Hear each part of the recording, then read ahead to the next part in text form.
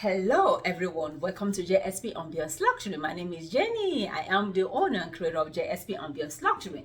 Today is our continuation of the topic we started, self-development. So today we're going to be going into fixing our credit so we can buy our own house.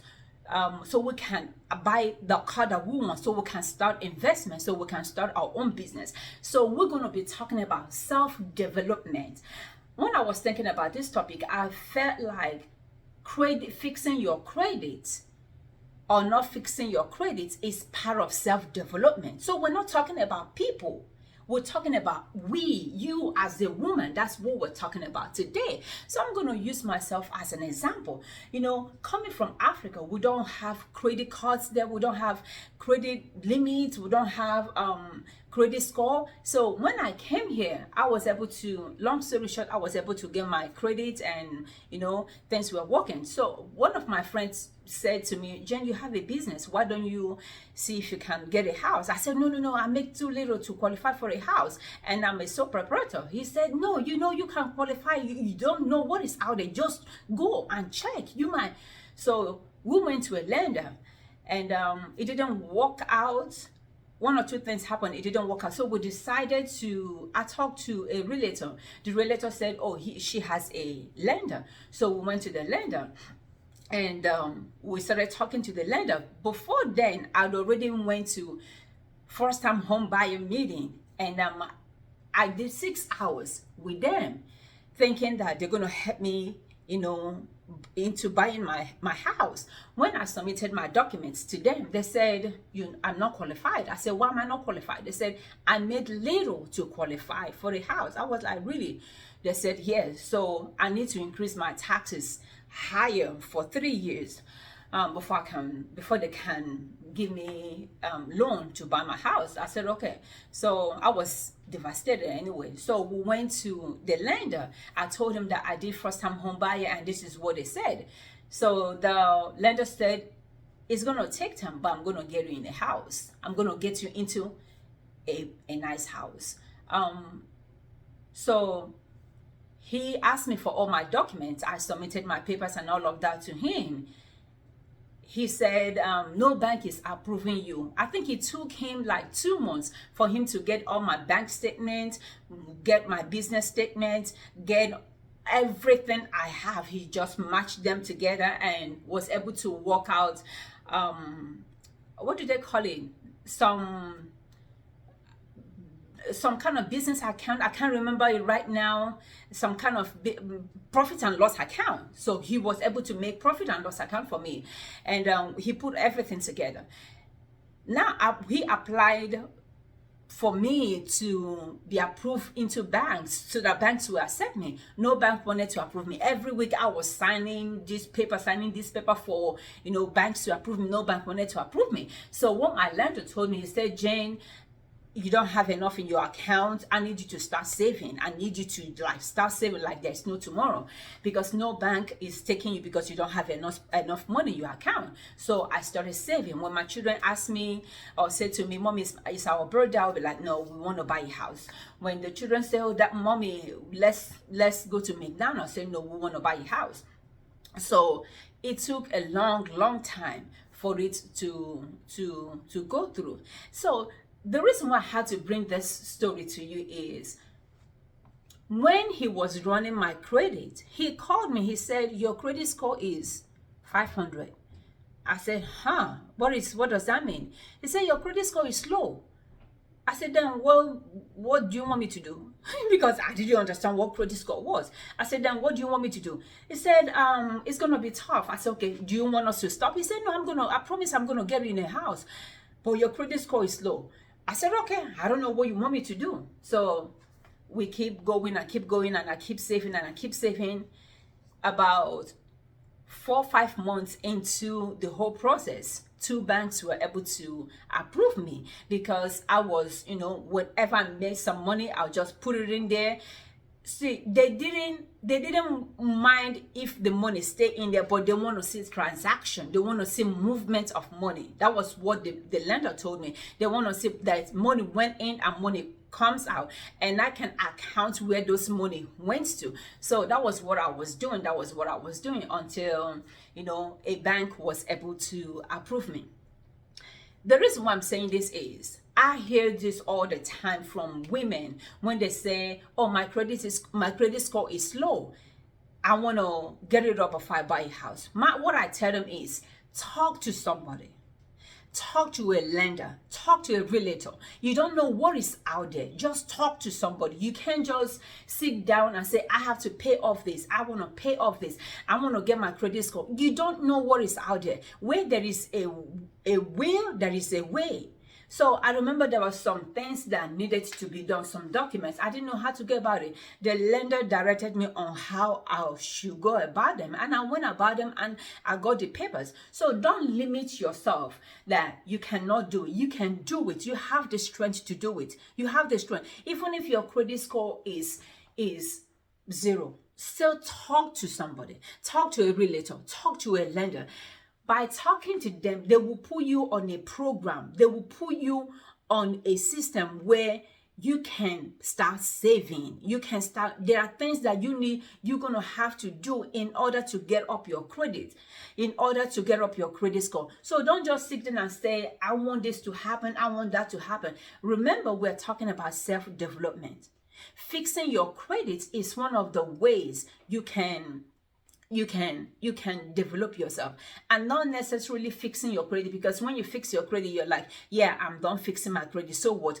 Is you in the process of fixing your credit, learning money management, learning how not to mismanage your credit, learning how not to buy stuff that you're not supposed to buy.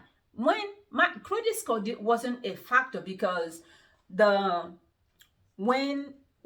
because of my credit, they said my interest rate was gonna be high. My lender said I should buy the house, I should move in. After 1 year, I can refinance and bring the credit score and bring my interest rate low. So if your interest rate is high, don't go haywire. Don't start thinking, "Oh, my interest rate is high, I can't buy this house." Buy that house. If you can afford it right now, buy that house. Because I look at it as is an investment. Buying a house is an investment, because if something happens or tomorrow you need money, you can pull some equity from the house and solve that problem, or even use it to buy another house. Instead of having maybe $10,000 sitting in the bank, you can use it to buy a house, and you are living in your own house. You're living in your own, I call it bungalow. You are living in your own estate. This is your own thing. This is your own house. So don't let high interest rate or low credit score limit you from developing yourself, from doing that which you want to do. I've learned in life that I have to work harder for me than I work for somebody else. You should learn how to work harder, or the hardest for you than working for your job. When you take you seriously, then things will start falling in place for you. Sometimes we forget ourselves, and we are so immersed in our job that we forget our own self-development, that we forget that we need to fix our finances, that we forget that there are things that need to be fixed in our lives. Focus on yourself, woman, and don't focus on anybody else. Don't put your attention on somebody else. Focus yourself. You see, when people are runners, when they are running, they don't run and be looking at who is wearing Nike shoe, or who is wearing the best handbag, or who is wearing the best shoe, or who is wearing the best helmet, or who is wearing the best what and the best what. All they do is they are running their race. They've put their attention on themselves. Self-development is about you putting your attention on you. Whether you are married or single, Self-development is fixing you, because when you fix you, when that man walks away, he can keep walking. He can keep, when he leaves you, he can keep going because you got yourself together. Sometimes the reason why we are devastated is because we haven't been able to achieve us. We haven't been able to develop us. We haven't come to a place where, with or without somebody, we got ourselves put together. And I'm not saying it was easy for me. I was homeless, and now I'm a homeowner. God gave me the strength. God put people in my path to lead me to where He wanted me to live. There's a proverb in Africa that says, when the food is ready, people who are going to eat it will show up. Meaning that when you're ready, when you have developed yourself, people, helpers of destiny, God will bring them to your way. God will bring them in your path to help you. But how they're going to help you if you are not ready? How are people going to come eat food if the food is not prepared, if the food is not on the table? So you are the food. You should be prepared. When you are prepared, when you prepare yourself, God is going to send helpers of destiny to come help you. I didn't know that with 500 credit score, I could buy a house. I didn't know that with high interest rate, I could buy a house and refinance later. I didn't know that. These are possibilities. These are the possibilities that are out there that somebody encouraged me. And thank God I listened to him. I listened to him. It wasn't easy, but I reluctantly listened to him and said, okay, let me see what the end is going to be. Was it easy? No, it was tough. But at the end of the day, I got my own shit. I got my own house. I got my own thing going on for me. The strength I have when I see any woman that comes to the shop, the first thing I ask is, where do you live? You live in an apartment, you live in a house, what do you want to do? When they say they live in a house, I tell them I can connect you to this person, to that person to help you. Just go and see what is out there. And another limit we have is we think having medical how do they call it? Medical problems or medical bills will stop us from buying a house. No, that should not even be on your credit report. Medical bills should not even appear on your credit report. You can challenge medical bills. If they are on your credit report, you can challenge them because they are not supposed to be reported on your credit report. They are not supposed to.